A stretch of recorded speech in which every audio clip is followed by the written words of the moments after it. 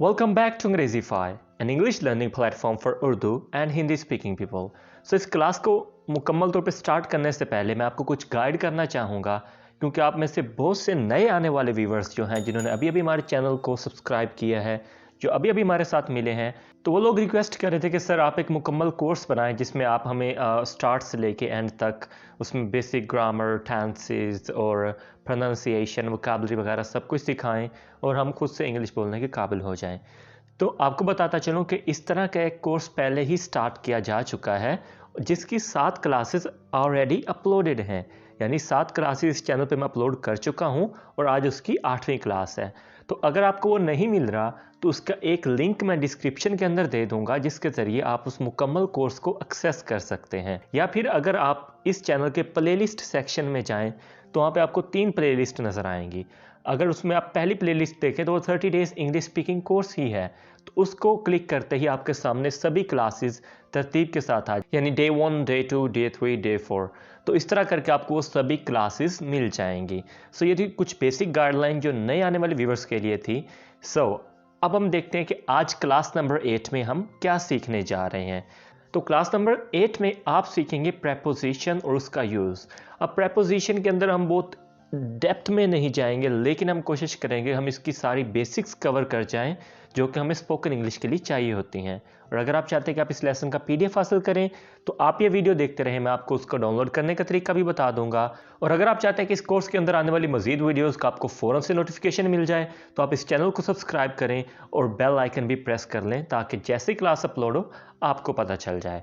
So let's start the class. तो आज topic है प्रेपोजिशन। प्रेपोजिशन क्या होती है, क्यों ज़रूरी है, किस तरह इस्तेमाल करना है, ये सब कुछ सीखेंगे। So preposition indicates relationship between other words in a sentence. यानी एक फ़िक्रे के अंदर जो मुख्तलिफ अल्फाज होते हैं उनका आपस में रिलेशन जो है वो प्रेपोजिशन के ज़रिए पता चलता है। डेफिनेशन से थोड़ा आप कंफ्यूज हो गए होंगे, तो एक एग्जांपल देखते हैं। सेंटेंस है हमारे पास, book is on the table. Book is on the table. तो जो बुक है ये एक वर्ड है, ये एक चीज़ है, और टेबल ये एक अलग चीज़ है, एक अलग वर्ड है। ठीक है, अब बुक और टेबल के दरमियान एक रिलेशन है। क्या रिलेशन है कि जो बुक है वो टेबल के ऊपर है। ठीक है, हम कहते हैं ना कि बुक टेबल के ऊपर पड़ी है, सही है। तो ये रिलेशन हमें किससे पता चलेगा, उसके लिए हमें प्रेपोजिशन चाहिए होती है। द बुक इज टेबल कहने से सेंटेंस रॉन्ग हो जाता है। हमें कैसे पता चलेगा कि ये किस जगह पड़ी हुई है, उसका उस नेक्स्ट चीज़ के साथ क्या रिलेशन है, वो हमें आइडिया होता है प्रेपोजिशन के ज़रिए। तो यहाँ आती है प्रेपोजिशन ऑन, यानी जो बुक है वो टेबल के ऊपर पड़ी हुई है, ऑन द टेबल। तो ये होती है प्रेपोजिशन जो एक वर्ड की दूसरे वर्ड के साथ, एक चीज़ की दूसरे चीज़ के साथ, एक ऑब्जेक्ट की दूसरे ऑब्जेक्ट के साथ रिलेशन को वाज़े करती है। तो वो रिलेशन भी आगे चल के हम देखते हैं 3 टाइप्स का होता है, उसके बारे में मज़ीद बात करते हैं। एक और एग्जांपल देख लें। I will meet him at 10 o'clock। I will meet him at 10 o'clock। तो यहाँ पे जो वर्ड एट है वो रिलेशन बिल्ड कर रहा है टाइम का, यानी इस टाइम पे मैं उससे मिलूंगा। ठीक है, तो 2 फिक्रे हैं, 2 पार्ट्स हैं जिनको आपस में वो एट मिला रहा है इन सेंस ऑफ टाइम। तो देखते हैं प्रेपोजिशन की जो मेजर 3 कैटेगरीज होती हैं वो कौन कौन सी होती हैं। First of all we have time. ठीक है, यानी ऐसी प्रेपोजिशन जो टाइम को इंडिकेट करने के लिए, टाइम के बारे में बताने के लिए इस्तेमाल होती हैं। फिर हमारे पास प्लेस, डायरेक्शन या लोकेशन, यानी कोई जगह, कोई सिमत या किसी लोकेशन को जिसके लिए हम इस्तेमाल करेंगे प्रेपोजिशन। और थर्ड प्रेपोजिशन होती है एजेंट और थिंग्स। एजेंट और थिंग्स, जिसका कुछ बेसिक सा इंट्रोडक्शन है, कुछ एग्जांपल भी आपके सामने, जैसे direction, look to the left and you will see our destination. Look to the left, तो उसने क्या कहा, लेफ्ट की तरफ देखें, टू द लेफ्ट। ठीक है, we have been working since this morning. यहाँ पे सिंस जो है, जो इटैलिक में है सिंस, ये क्लियर कर रहा है टाइम को। We saw a movie at the theatre. तो यहाँ पे एट एक लोकेशन के बारे में, एक जगह के बारे में बात कर रहा है। तो इस तरह इस कैटेगरीज की बुनियाद पे हम मुख्तलिफ प्रेपोजिशन इस वीडियो के अंदर रीड करेंगे, जिनमें है at, on, in, before, after and till, between and among, for and since और कुछ और भी बहुत सी बेसिक prepositions जो आपके लिए जानना इंतहाई ज़रूरी हैं। at को क्यों यूज़ करते हैं?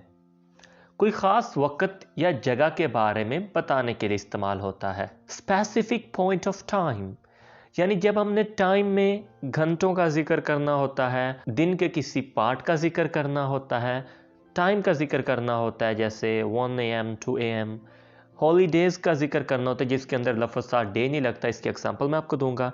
फेस्टिवल्स का जिक्र करना होता है या इवेंट का जिक्र करना होता है, उसके लिए हम यूज़ करते हैं एट। स्मॉल लोकेशन और प्लेसेस, जैसे बहुत स्मॉल या जो स्पेसिफिक लोकेशन होती है उसके लिए हम एट का इस्तेमाल करते हैं, जैसे एड्रेस या स्पेसिफिक लोकेशन, किसी चीज़ की कीमत बतानी हो, या लुकिंग एट और स्टेइंग एट। ये इसका एक और केस है, इसके बारे में बात कर लेते हैं। I will meet him at 10 o'clock। मैंने कहा था कोई time, I will meet him at 10 o'clock। He is at supermarket, he is at supermarket. तो एट एक लोकेशन के बारे में बता रहा है, यानी ही, वो और एक सुपरमार्केट के दरमियान क्या रिलेशन है कि जो वो इंसान है, वो शख्स है, वो सुपरमार्केट में है, ठीक है, उसके लिए एट वर्ड इस्तेमाल होता है। He lives at Khanewal in Pakistan, he lives at Khanewal in Pakistan. He was at home at noon, जब हमने दिन के किसी हिस्से के बारे में बात करनी होती है, जैसे कि मैं पहले बता चुका हूं, दिन का कोई हिस्सा, पार्ट ऑफ द डे, ठीक है, उसके लिए ही वॉज एट होम एट नून या नाइट, ये दिन का हिस्सा है ना, नून, नाइट या कोई भी और word, mid night. This fruit is selling at 60 Rs per kg। Cost के बारे में बात कर रहे थे, तो जब भी हमने किसी चीज़ की कीमत बतानी होती है कि वो किस कीमत पे बिक रही है, किस कीमत पे ख़रीद रहे हैं, तो उसके लिए एट वर्ड यूज़ होता है। We met him at birthday और मैरिज सेरेमनी और ईद। हम बात कर रहे थे कोई ख़ास फेस्टिवल या इवेंट, फेस्टिवल या इवेंट, उसके लिए क्या वर्ड है? We met him at birthday या मैरिज सेरेमनी या ईद। आप इसको किस तरह भी कह सकते हैं, we met him at Eid, we met him at birthday, we met him at marriage ceremony, तो इसके लिए एट वर्ड यूज होता है क्योंकि ये एक इवेंट है या एक फेस्टिवल है। She was looking at me, she was looking at me, वो मेरी तरफ देख रही थी। She was staring at me, मेरी तरफ घूर रही थी। तो इस तरह यूज होता है एट। आगे हम देखते हैं ऑन का इस्तेमाल कैसे करना है। ऑन का इस्तेमाल भी बेसिकली दो चीज़ों के लिए होता है, टाइम और प्लेस, टाइम और प्लेस। इन, एट, ऑन, तीनों का इस्तेमाल टाइम प्लेस इनके लिए ही होता है ज़्यादातर। तो टाइम के अंदर जब हमने डे की बात करनी हो, डेट्स की बात करनी हो, कोई स्पेसिफिक डे की बात करनी हो और डे के साथ पार्ट ऑफ डे लगाना हो, हॉलीडेज विद डे, ठीक है। तो इसकी कुछ एग्जांपल देख लेते हैं। I will meet him on the weekend, I will meet him on the weekend, तो वीकेंड एक डे है। I will meet him on Monday, I will meet him on Monday, तो मंडे एक दिन है। I will meet him on April 3rd, I will meet him on April 3rd। अब अप्रैल 3rd क्या है? एक डेट है स्पेसिफिक, हम बात कर रहे थे ना डेट, तो एक स्पेसिफिक डेट है अप्रैल 3rd। इसी तरह I will meet him Monday morning, I will meet him on Monday morning. अब यहाँ पे हम देख रहे थे डे और आगे पार्ट ऑफ डे। अब डे कौन सा है? मंडे, और आगे उसके साथ है मॉर्निंग, तो मंडे डे हो गया और मॉर्निंग पार्ट ऑफ डे हो गया। तो ये एक केस है जिसके अंदर हम ऑन यूज़ करते हैं। अभी आप पीछे देख रहे थे कि हम पार्ट ऑफ डे के लिए एट इस्तेमाल कर रहे थे, जैसे एट नून, एट नाइट, लेकिन यहाँ पे उसके साथ दिन का भी जिक्र है, यानी मंडे की मॉर्निंग, उसके लिए हम ऑन इस्तेमाल करते हैं। कोई ख़ास हॉलीडे है जिसके साथ वर्ड डे भी यूज़ होता है, जिस तरह इकबाल डे, वुमेंस डे, जिस तरह इकबाल डे, फेमस डे, कायद डे, जिनके साथ वर्ड डे भी यूज़ होता हो उनके साथ हम ऑन इस्तेमाल करते हैं। I will meet him on Iqbal day. अब देखते हैं प्लेसेस के लिए कैसे उनको इस्तेमाल करते हैं। जब हमने किसी स्ट्रीट की बात करनी होती है, जैसे नथिया स्ट्रीट, ही इज़ ऑन नथिया स्ट्रीट, तो गली के लिए हम ऑन इस्तेमाल करते हैं। अगर एवेन्यूज़ की बात करने हो तो he is on 7th Avenue, he is on 7th Avenue. अगर हमने किसी सरफेस की बात करनी हो, जिस तरह ही इज़ ऑन फ्लोर, इस तरह हम पीछे देख के आए हैं। पहली एग्जांपल जो मैंने आपको दी थी, book is on the table, book is on the table. इसी तरह आप कोई भी और एग्जांपल जिसके अंदर आप ये कहना चाहते हो कि ये चीज़ उस पे पड़ी हुई है, उस पर पड़ी हुई है, इस सरफेस पर पड़ी हुई है, तो उसके लिए आप ऑन इस्तेमाल करेंगे। ट्रांसपोर्ट के लिए आप ऑन इस्तेमाल करेंगे ऑन अ बस, ऑन अ बस। इसी तरह जब आपने किसी कम्युनिकेशन के लिए इस्तेमाल करना है, doing a show on a radio, ठीक है, he is doing a show on a radio. तो कम्युनिकेशन का जो भी सोर्स है उसके लिए आपने यूज़ करना है on TV, on radio, on mobile, on tablet या कोई भी ऐसी चीज़। नेक्स्ट हम देखते हैं इनको कैसे इस्तेमाल करना है। इनके लिए भी अगेन मैंने आपको बताया था एट, ऑन, इन, ये तीनों टाइम और प्लेसेस के लिए इस्तेमाल होती हैं। तो अब अगेन टाइम के लिए, यानी जब हमने बात करनी हो सेंचुरीज यानी सदियों की, डेकेड्स की यानी दहाइयों की, वीक्स यानी हफ्तों, मंथ्स यानी महीनों की, ईयर्स यानी सालों की, पीरियड्स ऑफ टाइम मतलब वक़्त का कोई भी ड्यूरेशन, और हॉलीडेज की बात करनी होती है तो हम इनका इस्तेमाल करते हैं। पहले कुछ एग्जांपल्स देख लेते हैं। He was born in 1900s यानी वो 19वीं सदी में पैदा हुआ, तो सदी की बात आ गई, इन इस्तेमाल करेंगे। ही वॉज बोर्न इन 90s यानी 90 की दहाई में पैदा हुआ, ठीक है, 90 की दहाई में पैदा हुआ, तो he was born in 90s। इसी तरह अगर हम मंथ की बात करते हैं, he was born in April, he was born in April. इसी तरह अगर हम बात करते हैं ईयर्स यानी सालों की, तो he was born in 2000, he was born in 2000। इसी तरह अगर हम बात करते हैं सीजन की, तो he was born in spring, he was born in spring. अब कुछ तीन और एग्जाम्पल्स हैं, जैसे I will complete this task in 5 weeks, I will complete this task in 5 weeks, मैं ये टास्क 5 हफ्तों में मुकम्मल कर दूंगा। तो यहाँ पे कितना है, 5 हफ्तों का दौरानिया है, ठीक है।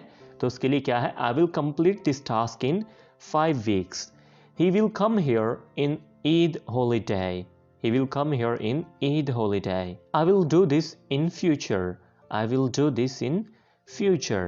इस तरह प्लेसेस की अगर बात करते हैं, तो जब हमने बात करनी हो एक बड़ी लोकेशन यानी कोई कंट्री, कोई सिटी, या फिर एक क्लोज्ड स्पेस, जिस तरह एक कमरा, एक कार, ठीक है, इस तरह के और क्लोज्ड स्पेसेस, उसके लिए इन इस्तेमाल करते हैं। He is in Pakistan, he is in Islamabad, he is in a car.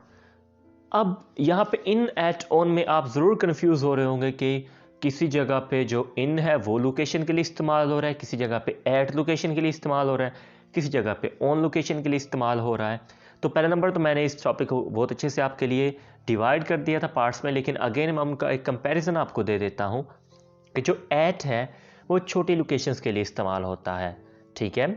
जिस तरह हम बात कर रहे थे एट सुपरमार्केट, अब अगर आप सिटी के मुकाबले में सुपरमार्केट देखें तो ये एक छोटी सी लोकेशन है, ठीक है।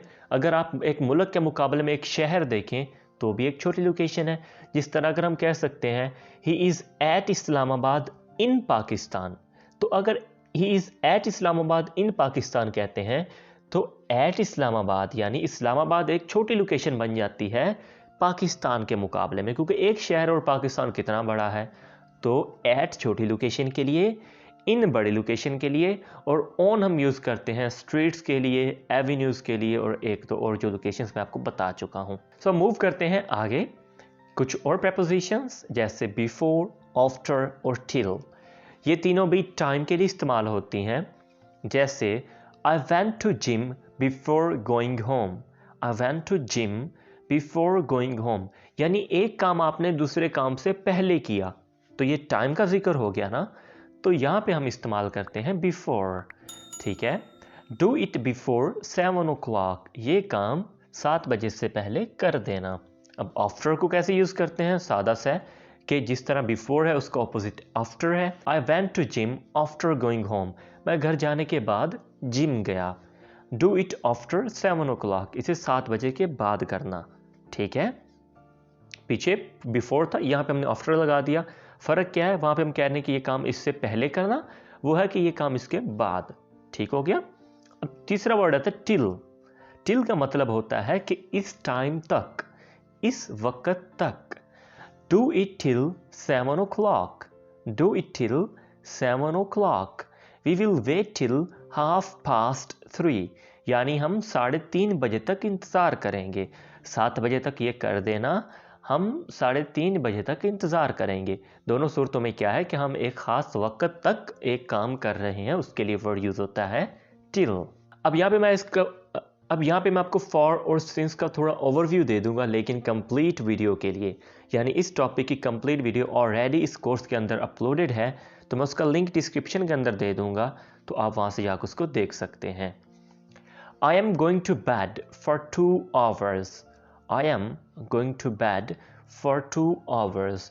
तो फॉर यूज होता है ड्यूरेशन, यानी वक्त के एक दौरानिए के लिए। I am going to bed for 2 hours, I am going to bed for 2 hours. He has been waiting for 2 days. वो 2 दिन से इंतज़ार कर रहा है। For 2 days, यानी for का हमने उस वक्त इस्तेमाल करना है जहाँ उसके बाद एक दुरानिया आता हो। 2 घंटे एक दुरानिया यानी वक्त की एक मिकदार है। 2 दिन एक दुरानिया यानी वक्त की एक मिकदार है। Ahmad had been living in Karachi for 10 years. 10 साल वक्त की एक मिकदार, एक दुरानिया है, तो इसके साथ फॉर का इस्तेमाल करते हैं। सिंस को हमने इस्तेमाल करना होता है जब हम कहते हैं स्टार्टिंग पॉइंट, यानी किसी भी काम का जो स्टार्टिंग पॉइंट ऑफ टाइम होता है उसके लिए सिंस इस्तेमाल करते हैं। I have been waiting for her since 10 PM, मैं 10 बजे से उसका इंतज़ार कर रहा हूँ। She has been living in Karachi since 2010, वो 2010 से कराची में रह रही है। अब यहाँ पे अगर आप देखें सिंस 10 PM, सिंस 2010, दोनों सूरतों में जो स्टार्टिंग पॉइंट है उसका जिक्र किया जा रहा है। अब नेक्स्ट बहुत सारी प्रपोजिशन एक ही पेज के अंदर मैंने आपको प्रोवाइड कर दी हैं, जो कि सारी हैं प्लेस के लिए। तो इसको देख लेते हैं। जब कोई चीज़ दूसरे सरफेस के ऊपर पड़ी होती है उसके लिए ऑन इस्तेमाल होता है। जब एक क्लोज सरफेस के अंदर होती है उसके लिए इन इस्तेमाल होता है, यानी में। जब हमने कहना हो अवे फ्रॉम, यानी उससे दूर, तो हम यूज़ करते हैं अवे फ्रॉम। जब हमने चीज़ इस्तेमाल करनी हो इनटू, यानी एक चीज़ बाहर से क्लोज्ड सरफेस के अंदर आती है, उसके लिए वर्ड यूज होता है इनटू। नीचे की डायरेक्शन के लिए इस्तेमाल करते हैं डाउन।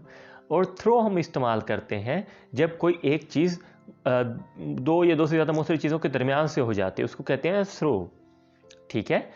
जब एक चीज़ दूसरी चीज़ के सामने होती है हम उसको कहते हैं इन फ्रंट ऑफ। जब एक चीज़ दूसरी चीज़ के पीछे होती है हम उसको कहते हैं बिहाइंड। जब एक चीज़ दूसरी चीज़ के साथ साथ चल रही होती है तो हम उसको कहते हैं अलोंग।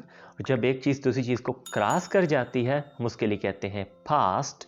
जब एक चीज़ दूसरी चीज़ के दरमियान से गुजर रही होती है एक कॉर्नर की शेप में, तो हम उसके लिए वर्ड यूज़ करते हैं अक्रॉस। ठीक है। जब एक चीज़ ऊपर की तरफ होती है, इशारा ऊपर की तरफ, उसके लिए अप यूज़ करते हैं। इस तरह जिस तरह हम इनटू कह रहे थे उस तरह आउट ऑफ होता है। जब एक चीज़ क्लोज्ड सरफेस से बाहर आती है तो उसके लिए हम यूज़ करते हैं आउट ऑफ। जिस तरह फॉर एग्जांपल हम ये कह सकते हैं put this milk into the freezer, ये जो मिल्क है इसको फ्रीज़र के अंदर रखते हैं। या take this milk out of the freezer, इस जो मिल्क है उसको फ्रीज़र से बाहर निकाल लें। अब अगला वर्ड है टू या टूवार्ड्स, यानी एक लोकेशन की तरफ जब हम जाते हैं उसको कहते हैं टू या टूवार्ड्स। ठीक है। He is going to school, वो स्कूल जा रहा है। ऑन टू हम कहते हैं जब एक चीज़, यहाँ पे आप एरो भी देख सकते हैं, जब एक चीज़ नीचे से ऊपर की तरफ जंप करके ऊपर रुक जाती है। ठीक है। फॉर एग्जाम्पल हम ऐसे नीचे लेटे लेटे साइड टेबल पर बुक फेंक देते हैं, तो we have thrown our book on to the table. ठीक है। तो हमने वो किताब टेबल के ऊपर फेंक दी है, वो भी नीचे से ऊपर की तरफ। ठीक है। इस तरह जो वर्ड ऑफ है उसको हम यूज़ करते हैं जब कोई चीज़ हम ऊंचाई से नीचे की तरफ गिरा देते हैं। अगर वही बुक हम वहाँ से नीचे गिरा देते हैं तो हम कह देते हैं वी हैव। अब वही बुक अगर हम ऊंचाई से नीचे की तरफ फेंक देते हैं तो उसके लिए हम वर्ड ऑफ यूज़ करेंगे। इस तरह अगर हम कहते हैं कि ये चीज़ इससे दूर नहीं है तो हम कहते हैं नॉट फॉर फ्रॉम। अगर वो चीज़ उससे दूर है तो हम कहते हैं फॉर फ्रॉम। ठीक है। इसी तरह एट, बाय, बिसाइड या नेक्स्ट टू। इसका इस्तेमाल होता है जब कोई चीज़ दूसरी चीज़ के करीब होती है। जिस तरह अगर आप कहते हैं कि वो मेरे साथ बैठी है, she is sitting beside me, वो मेरे साथ बैठी हुई है, ठीक है। एट का मैंने आपको पहले भी इस्तेमाल बता दिया है। नेक्स्ट टू का मतलब होता है बिल्कुल मेरे साथ, मेरे सामने, सही हो गया। नियर का मतलब होता है करीब, अक्रॉस फ्रॉम या अपोजिट। अक्रॉस फ्रॉम का मतलब होता है आमने सामने, या अपोजिट का अक्रॉस फ्रॉम होता है उसके साथ, और अपोजिट का मतलब होता है उसकी मुखालफ सिमत में सामने। बिटवीन वर्ड यूज़ होता है, जैसे हम कहते हैं बिटवीन वर्ड यूज़ होता है दो चीज़ों के दरमियान जब एक चीज़ होती है। जब एक चीज़ दो चीज़ों के दरमियान यूज़ होती है, जब एक चीज़ दो चीज़ों के दरमियान मौजूद है उसके लिए हम बिटवीन यूज़ करते हैं। Turn right, turn around the corner. जब एक चीज़ दूसरी चीज़ के नीचे होती है हम उसके लिए अंडर यूज़ करते हैं। जब एक चीज़ दूसरी चीज़ के ऊपर से गुजर जाती है हम उसके लिए ओवर यूज़ करते हैं। जब एक चीज़ बहुत सी चीज़ों के दरमियान होती है तो हम अमंग यूज़ करते हैं। जब एक चीज़ दूसरी चीज़ के सेंटर में है तो हम in the middle of use करते हैं। जब एक चीज़ लेफ़्ट की तरफ मुड़ रही है तो हम किसी कहते हैं टर्न लेफ़्ट। अगर एक चीज़ दूसरी चीज़ की राइट साइड पे है तो हम इसको कहते हैं ऑन द राइट। अगर एक चीज़ दूसरी चीज़ के ऊपर है, अबव, ठीक है, लेकिन उसके साथ टच नहीं हो रही तो उसको हम कहते हैं अबव। इस तरह एक चीज़ दूसरी चीज़ के नीचे है लेकिन उसके साथ टच नहीं हो रही, हम उसको कहते हैं बिलो। स्ट्रेट अहेड का मतलब होता है सीधा। ऑन द लेफ्ट, जिस तरह हम ऑन द राइट यूज़ कर रहे थे तो उस तरह ऑन द लेफ्ट होता है लेफ्ट साइड पे। अराउंड का मतलब होता है ऐसे गोल घूमना, जैसे कोई एक चीज़ गोल ऐसे घूम रही डायरेक्शन में, उसके लिए हम वर्ड यूज़ करते हैं अराउंड या अराउंड। और अगेंस्ट का मतलब होता है जब एक चीज़ दूसरी चीज़ की मुखालफ सिमत में होती है। सो a really long lesson। तो इन द एंड मैं आपको बताता चलूँ कि आप ये लेसन कैसे डाउनलोड कर सकते हैं। उसके लिए आप डिस्क्रिप्शन में दिए गए लिंक पे क्लिक करें, वहाँ पे मैं आपको PDF का लिंक दे दूँगा जहाँ से आप इजीली इसको एक्सेस कर सकते हैं। अगर ये वीडियो आपके लिए हेल्पफुल रही है तो आप इस वीडियो को लाइक करें, इस चैनल को सब्सक्राइब करें और इस वीडियो को अपने दोस्तों के साथ शेयर करें। I'll be back with another interesting video. Till then, take care. Allah Hafiz.